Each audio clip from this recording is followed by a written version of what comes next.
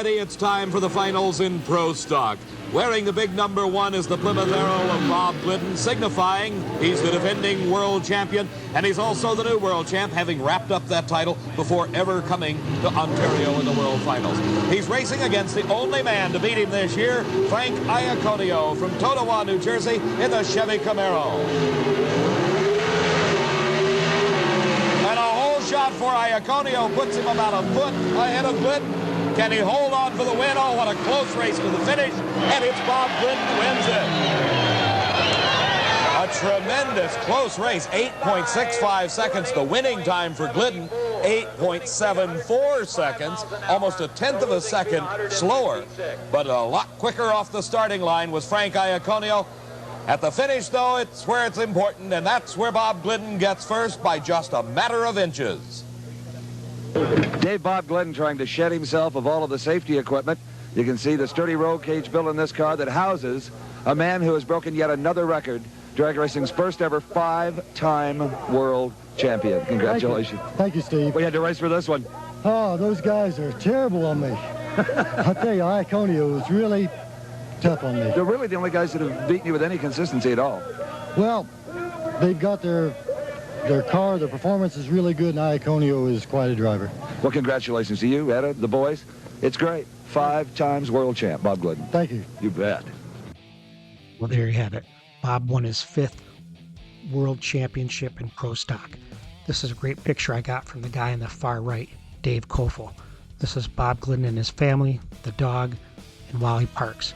Dave Koffel told me that he persuaded Bob Glidden to come to Mopar from Ford, and states the car was built by Don Hardy, and when they took it to Orange County for the first run off the trailer, it ran 860s.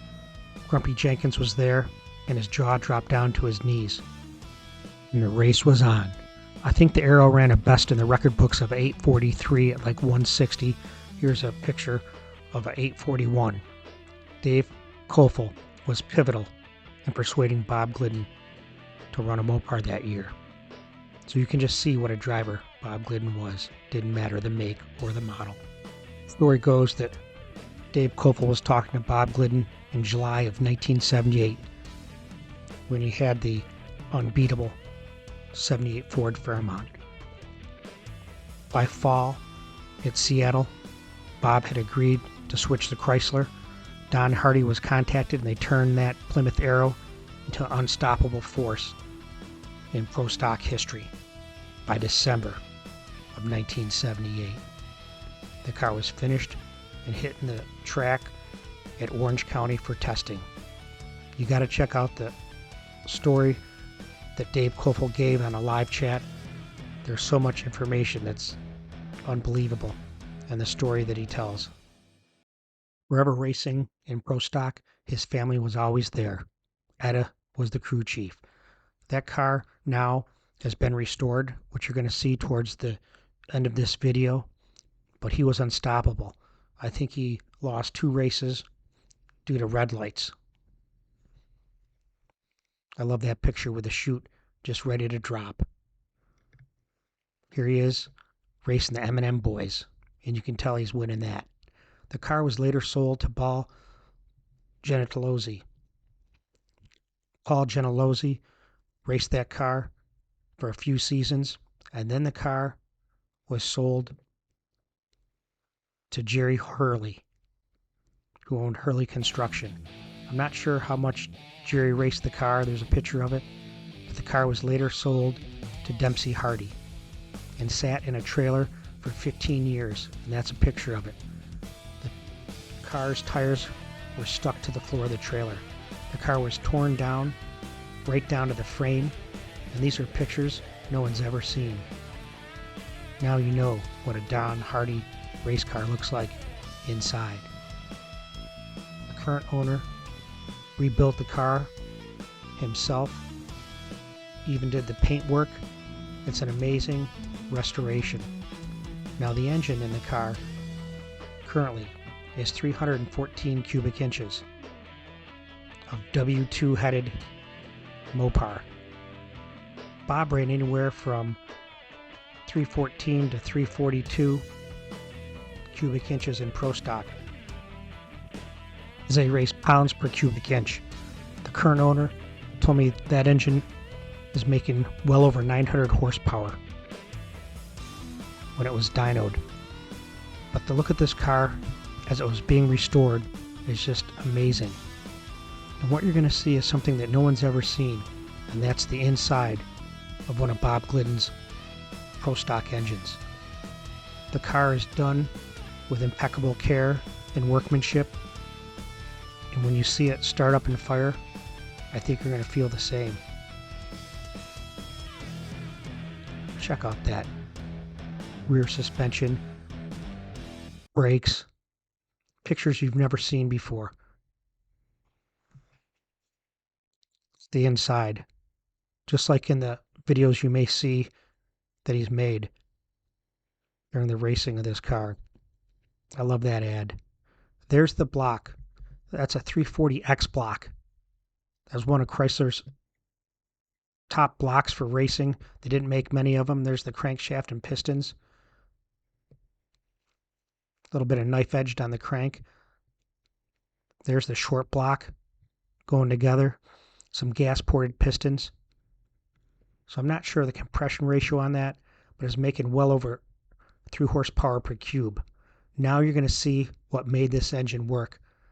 The cylinder heads and the custom rocker arms. That's a comparison of a W2 head on the right. Look at that. Just think of the work that went in to all the intake ports, let alone the exhaust. It's amazing. And what else did it top off with? A Holley Pro Dominator tunnel ram. Now I read at one point that there was no work done to it, and this is what he used with the Dominator top, but we know from these pictures that nothing is stock on a Glidden race car. Look at the plenum. It's all welded up on the sides, as you will see. Compare it to this picture, and now the ports are more W2 oval rounded, and now they're square on his intake. Look at the welding at the base of the plenum. Now that's another set of heads that came with the car. There's the combustion chamber. I don't know what these heads flow, but they had to flow pretty well to make 900 horsepower. There's one of the tunnel rams with the work that was done inside the plenum. As all Pro Stocks did in that day, they ran twin 4500 carburetors. There's a picture of Bob's Holley that he ran, that I had found. Here it says he ran 335 cubic inches. I love that Chaparral trailer, and I believe Chrysler provided him that. That's a picture of the small block Mopar. Pay attention to the pictures of the engine. These are Bob's actual pictures.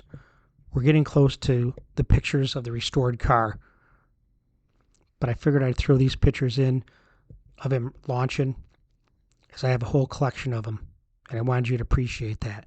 Now this is the current owner's Mopar W2 headed small block that makes over 900 horsepower with 314 cubic inches. According to what's in this video, about 3.36 horsepower per cubic inch. The current owner told me he did take it down the racetrack and it ran an easy 860, letting off the gas. Never really made a full run. Now, look inside the car and then look back at the video and see the pictures and compare it. Exactly the same. Not a lot of pictures this close up of Glidden's 79 Plymouth Arrow. Look at that door strap. Beautiful interior for a race car. No one's seen this shot before. Stand by for ignition.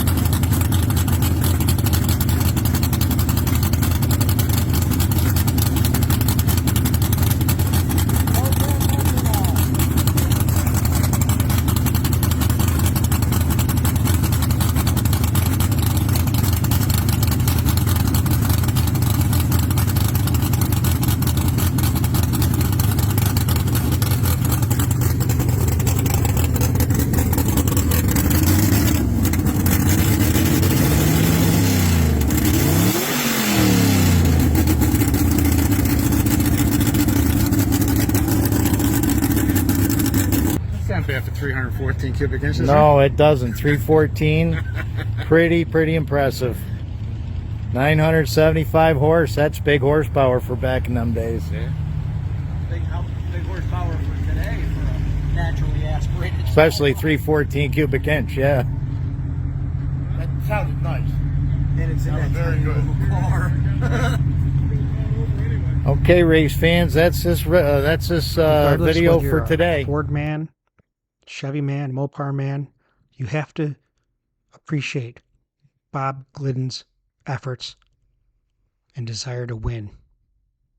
It was all or nothing for Bob Glidden, as you can see by his win record.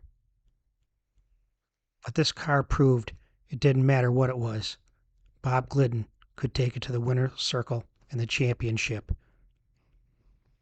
with hard work, desire, and the help of his family. Live on, Bob Glidden.